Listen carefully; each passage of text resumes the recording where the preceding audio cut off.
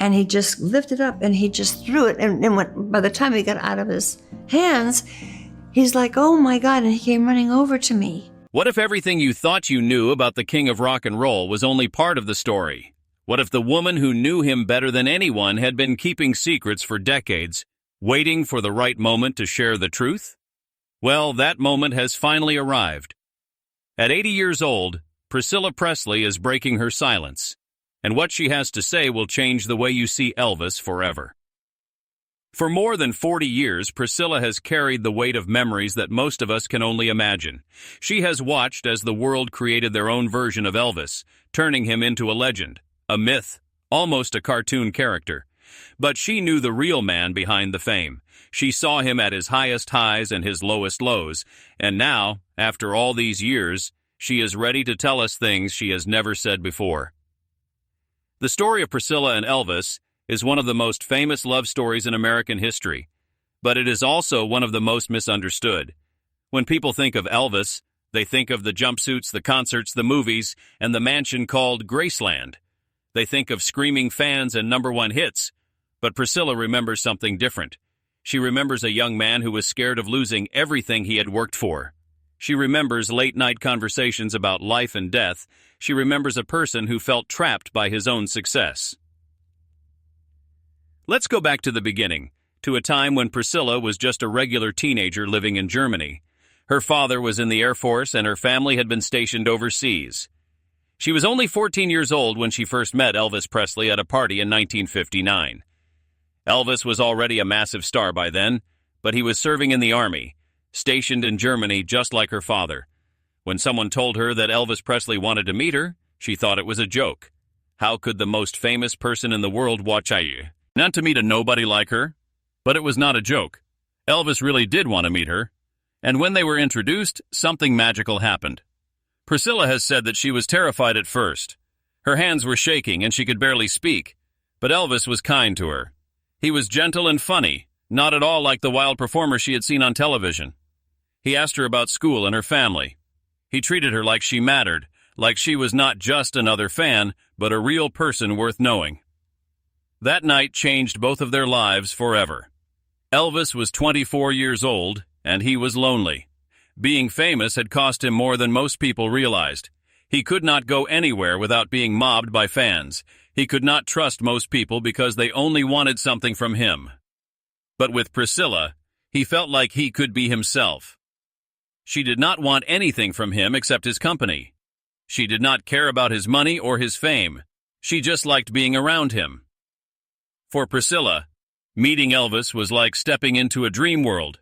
Suddenly, her boring life in Germany became an adventure. Elvis would invite her to his house, and they would talk for hours. He would play music for her and tell her stories about growing up poor in Mississippi. He shared things with her that he did not share with anyone else. He told her about his twin brother who died at birth and how he always felt like a part of him was missing. He told her about his mother, who he loved more than anything in the world, and how her death had broken something inside him. But their relationship was complicated from the start. Priscilla was so young, and Elvis was already a grown man. Her parents were worried, and they had every right to be.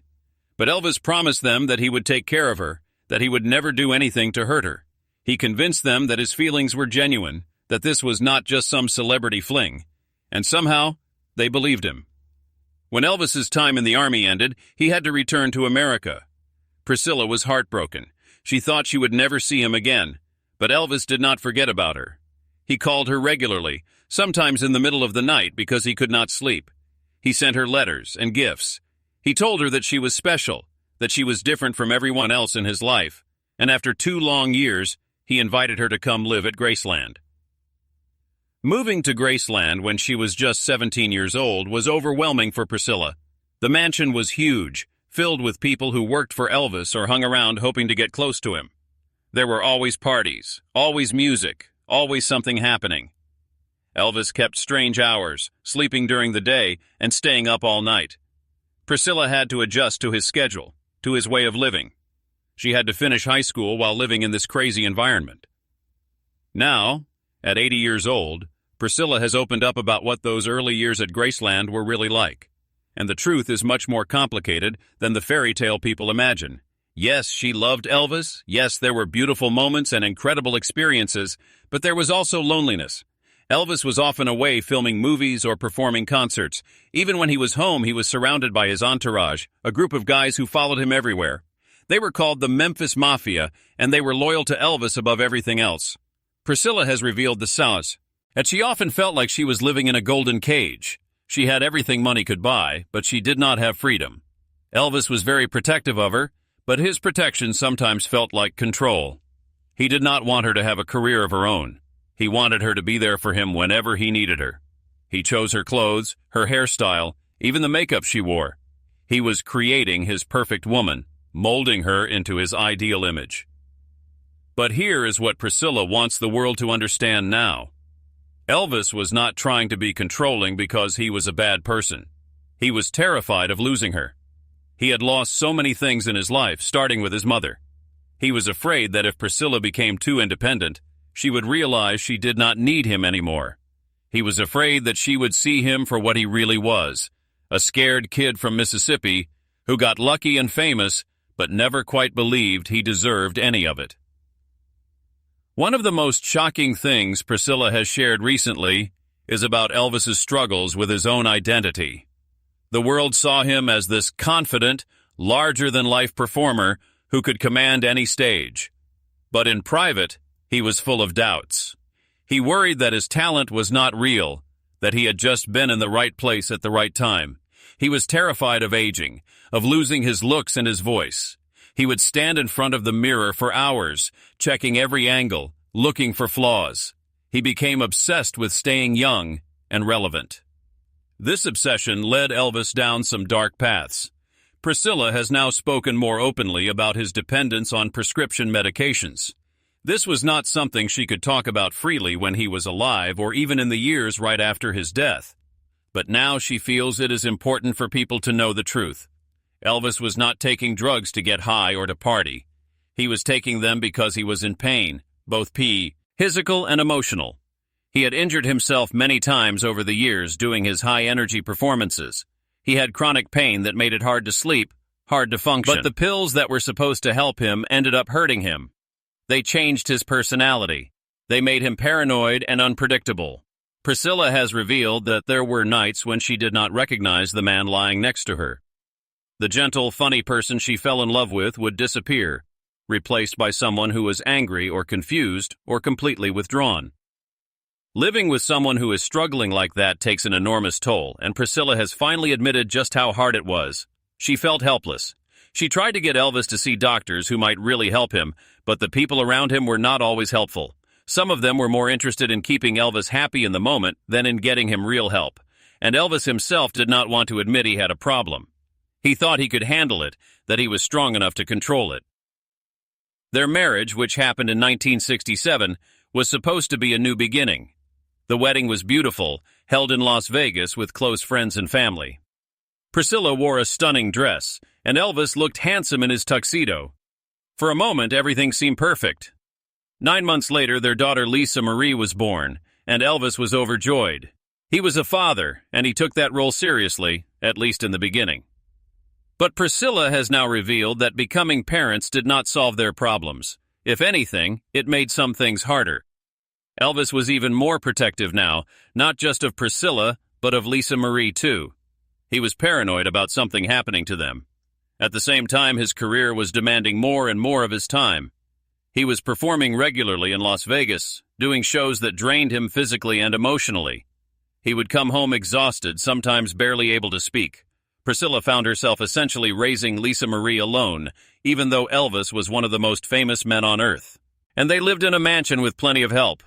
She was lonely in a way that is hard to describe. She was married to someone the whole world loved, but she felt invisible. Elvis would shower Lisa Marie with gifts and attention when he was around, but then he would be gone for weeks at a time.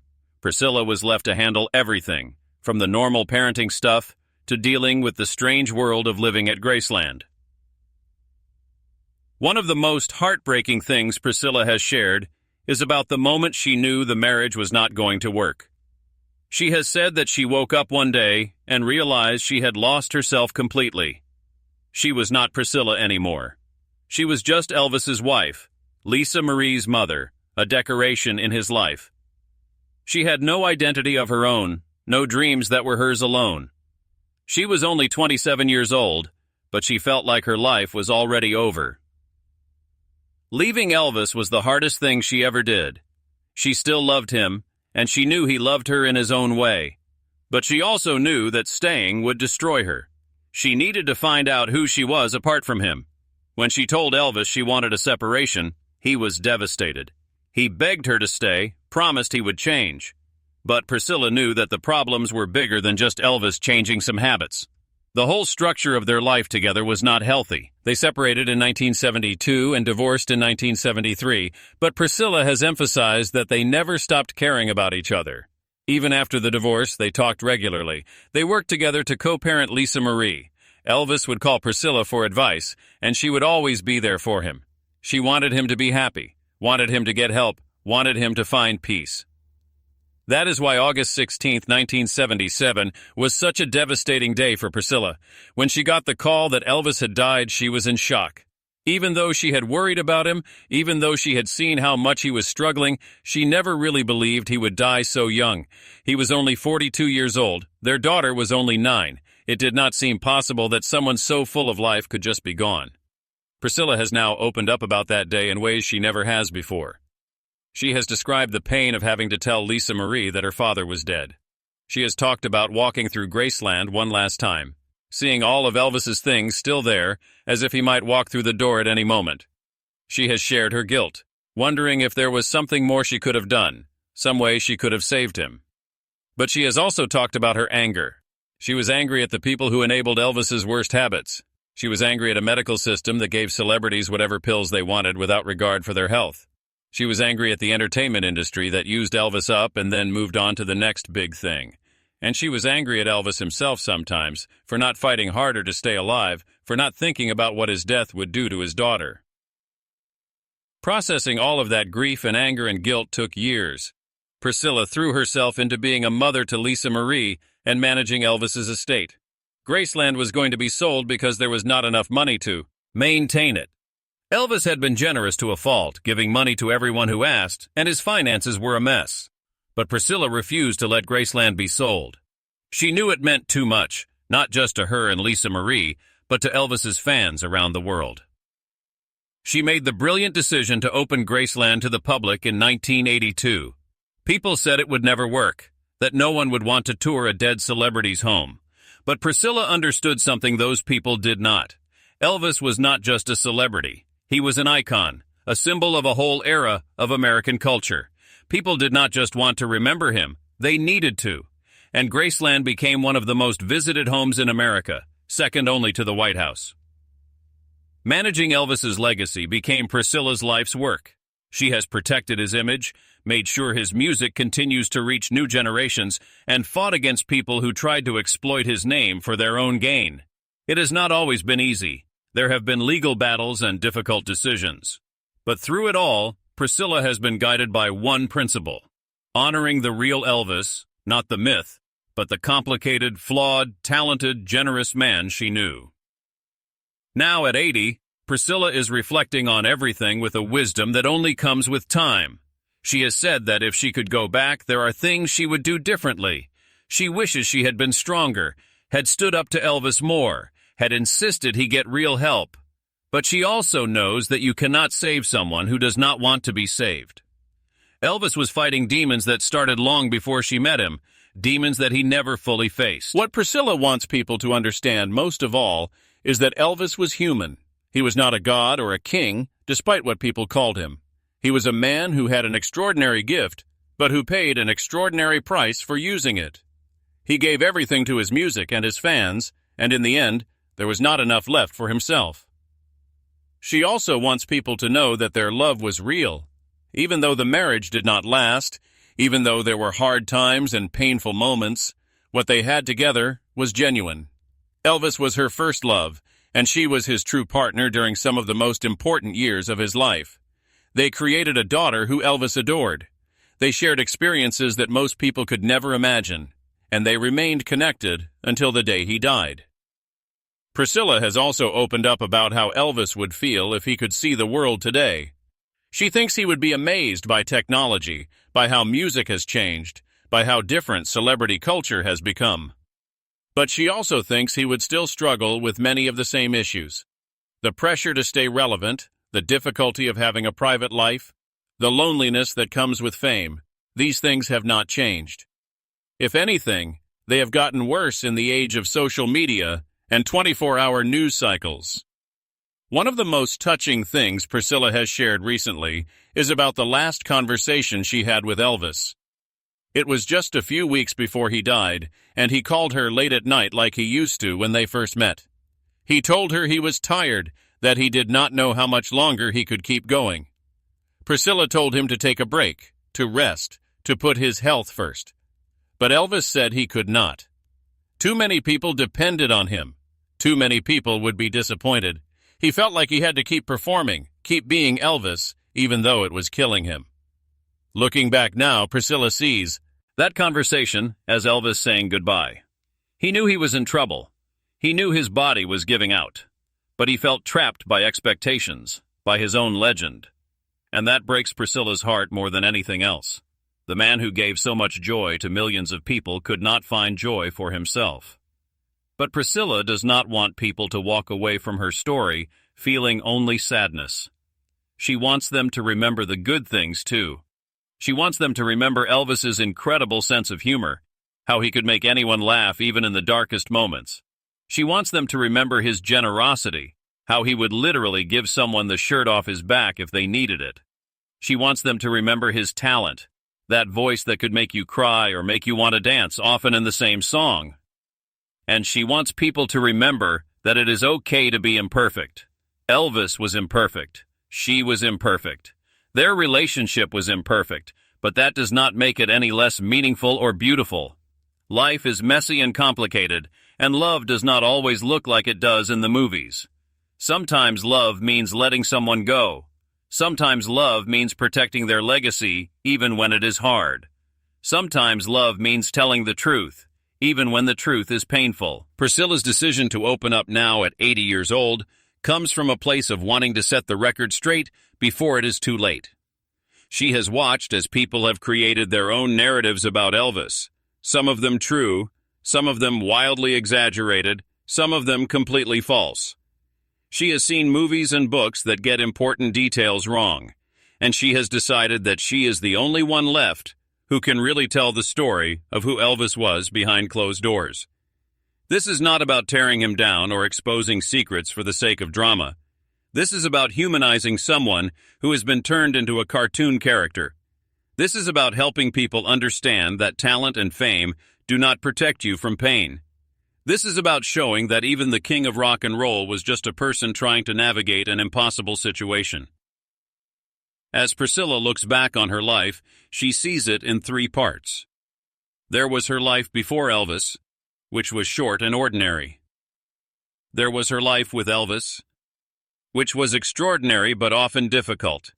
And there is her life after Elvis, which has been about so much more than just being his ex-wife. She has had her own career as an actress and businesswoman. She has raised a daughter and now has grandchildren.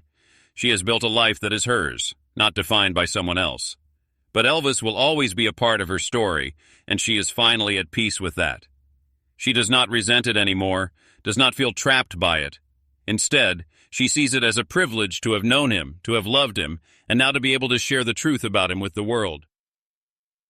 So what is the truth?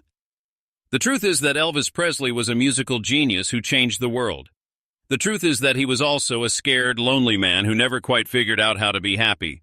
The truth is that he loved deeply, but struggled to be loved in return because he did not love himself. The truth is that his death was tragic but not entirely surprising to those who knew him best. And the truth is that his legacy lives on, not just in his music but in the lessons we can learn from his life. Priscilla Presley has spent decades carrying these truths, and now she has finally shared them. She has given us a gift, a real, honest look at one of the most famous men who ever lived. And in doing so, she has shown us that behind every legend is a human being with hopes and fears and struggles just like the rest of us. If this story moved you, if it changed how you think about Elvis Presley, then do me a favor. Hit that like button right now to let me know. Share this video with someone who loves Elvis or who needs to hear this story. And please subscribe to the channel so you never miss another deep dive into the real stories behind the legends. Let's keep Elvis's memory alive together, not just the myth, but the man. Thank you for watching, and I will see you in the next one.